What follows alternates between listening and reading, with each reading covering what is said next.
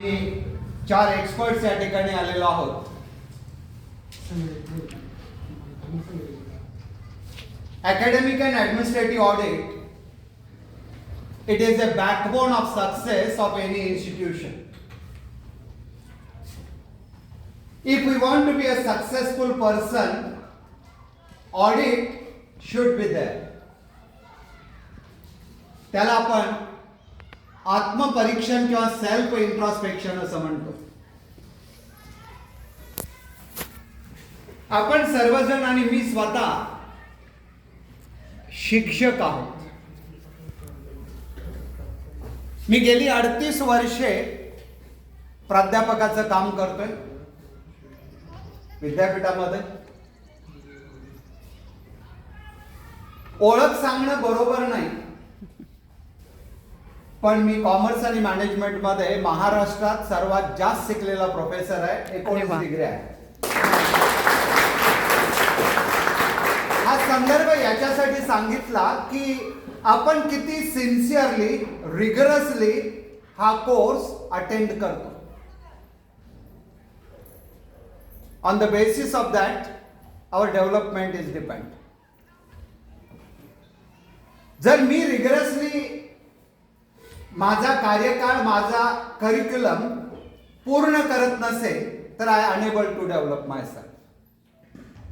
त्यासाठी तरुण विद्यार्थी मित्रांना माझं आव्हान आहे की आपण रिगरसली प्रत्येक गोष्ट करणं आवश्यक आहे.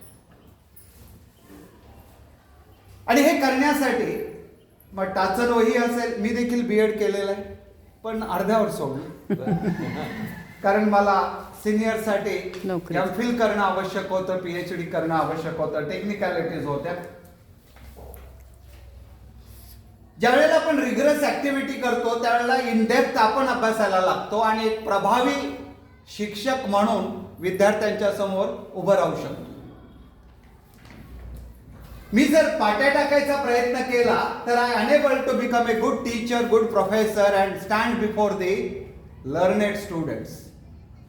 आणि त्याच्यासाठी मित्र आपण किती रिगरसली करतो. तुम्हा मित्रांना जर यशस्वी व्हायचं असेल, पुढे जायचं असेल तर आपण रिगरसली करणं आवश्यक आहे. आजही मी 16 तास 18 तास काम करतो. सांगण्याचा हेतू प्रौढी म्हणून नव्हे. जसं अकॅडमिकली मी कॉमर्स मॅनेजमेंट मध्ये महाराष्ट्रामध्ये 1 नंबर आहे, तसंच रिसर्च मध्ये देखील 15 मायनर आणि 5 मेजर रिसर्च पूर्ण केले. 3 वेळेला 3 वेगवेगळ्या विषयात पीएचडी केली. 58 पुस्तकं लिहिलेली आहेत. 750 रिसर्च पेपर्स लिहिलेले आहेत. सांगण्याचं तात्पर्य तुम्ही तरुणांनी ते करावं. मी आणि आदरणीय चेअरमन मॅडम दोघे यांचे रोल मॉडेल म्हणून तुमच्या समोर आम्ही असावं, याच कारणासाठी हा प्रपंच आहे. AAA कमिटी मी आल्यावर सरना प्राचार्य साहेबांना म्हणालो की मुलं असतील तर आपण कमिटी मेंबर येण्या अगोदर एक लेक्चर देतो. मी साधारण 450 विषयावर बोलतो. मी कॉर्पोरेट ट्रेनर आहे. महाराष्ट्र, कर्नाटक आणि गोवा तिन्ही राज्यामध्ये इंडस्ट्रीमध्ये जातो. And I use to speak on various subjects, motivational speech which is useful for the executive. तुम्ही तसे हाडाचे शिक्षक होणं आवश्यक आहे.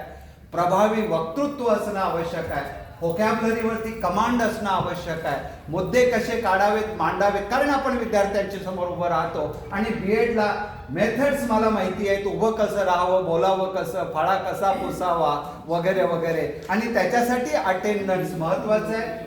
थोडंसं कॉन्फरन्सेस सेमिनारला जा प्राचार्य साहेबांच्या परवानगीनं. मी शिक्षकांना देखील सांगेन, त्याचबरोबर विद्यार्थ्यांनाही म्हणेन शिक्षकांच्या बरोबर आपल्याला पेपर लिहिता येईल का, एखाद्या सेमिनार कॉन्फरन्सला आपल्याला अटेंड करता येईल का, आणि आपल्याला वेगवेगळं काही शिकता येईल का.